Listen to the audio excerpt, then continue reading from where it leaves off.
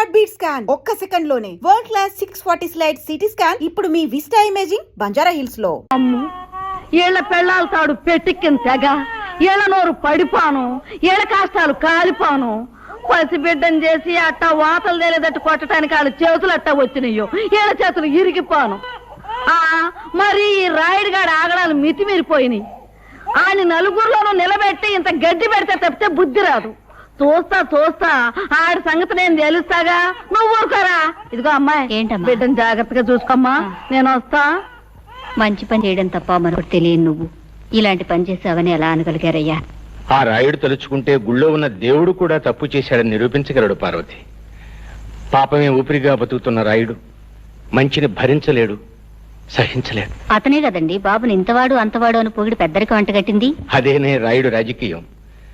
ఎదటివాడు మంచివాడు 10 మందికి కావలసిన వాడైనప్పుడు వాడు దెబ్బతీసేది శక్తితో కాదు, యుక్తితో. బాధపడకు బాబు, ఈ దెబ్బలు 2 రోజుల్లో నయమైపోతాయి. నేను బాధపడేది ఈ దెబ్బల గురించి కాదమ్మా, నా మనసుకు తగిలిన దెబ్బ గురించి. ఆ రాయుడు మాయలో పడి నా వాళ్ళు, నేను నమ్మిన వాళ్ళు నన్ను అనుమానించేందుకు బాధపడుతున్నాను. ప్రజలు గొర్రెల మందల లాంటి వాళ్ళు.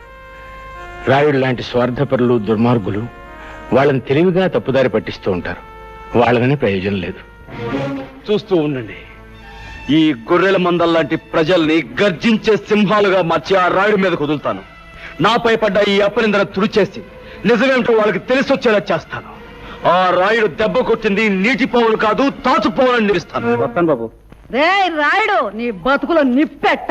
అన్యాయంగా హరిబాబు మీదకి నేరం నెట్టి నీ ముదనష్టం పంచాయతీలో పెట్టి ఆయన కొట్టించి ఊరి నుంచి గంటేస్తావంట్రా.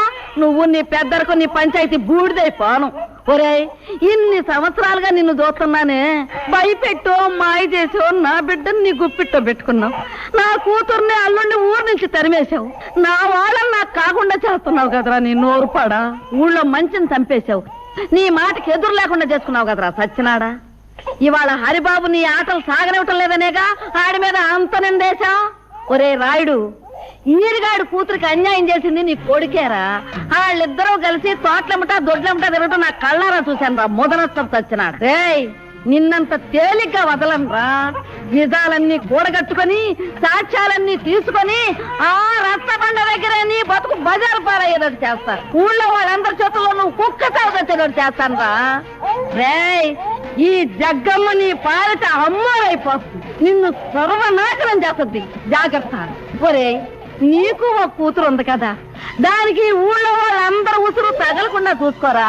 నీ బతుకు చెడ మొదలస్తాం చచ్చినాడు. పంతులు ఎల్రా. ఆ ముసలి దాని ఇష్టం వచ్చినట్టు రెచ్చిపోయి తిట్టేస్తున్నా. నేను ఒక్క మాట కూడా జవాబు ఇవ్వలేదంటే ఏం చేతంటావు? మనకున్న లెవెలింగ్ కి అలాంటి ఆడదాని నోట్లో నోరెట్టకూడదు. రాముడు, ఆ ముసల్దానికి చింత చిగురు మేకమాంసం అంటే వద్దులే.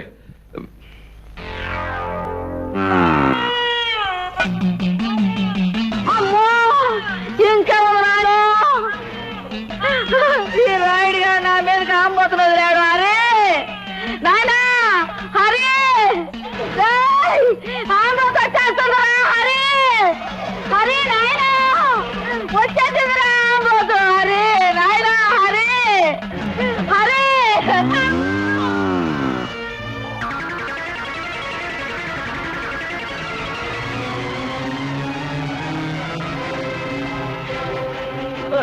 అమ్మమ్మా, అమ్మమ్మా. బాబా, ఎంతో మందికి ఎన్నో ఉపకారాలు చేశావు. నాకు ఒక ఉపకారం చేస్తావా? చెప్పమ్మా. బాబు, నీ చేత్తో నాకు తల్ల కొరివి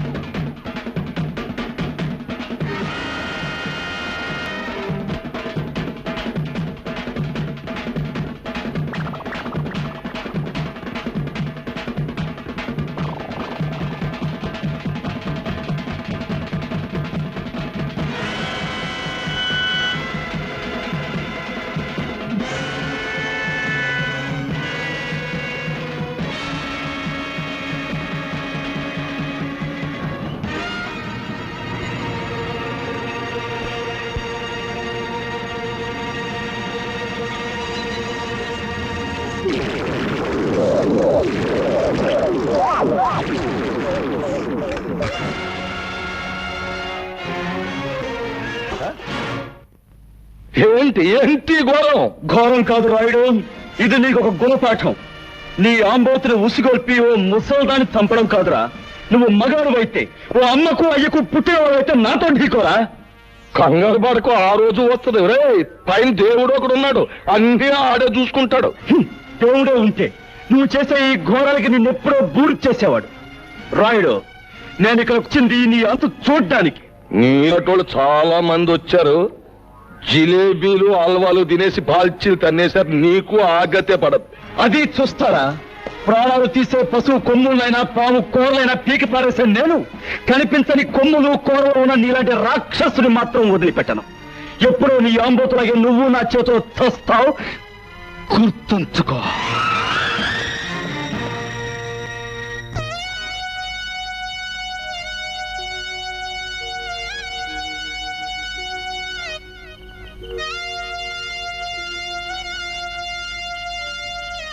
తల కురువు పెట్టండి.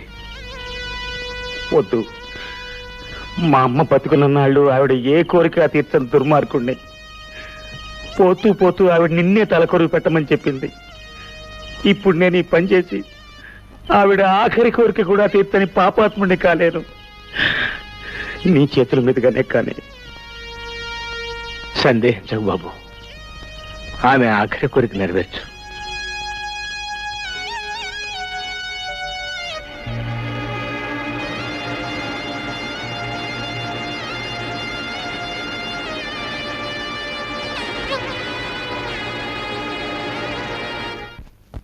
పద్మా,